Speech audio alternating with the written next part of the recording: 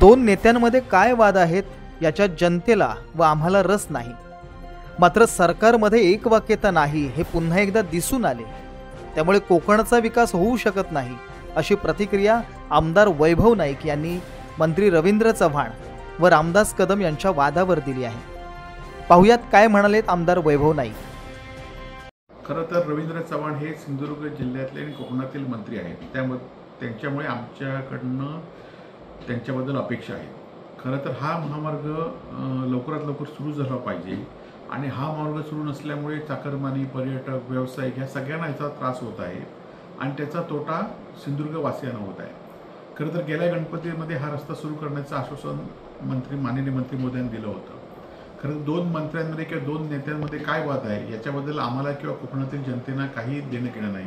लवकरात लवकर महामार्ग सुरू झाला पाहिजे।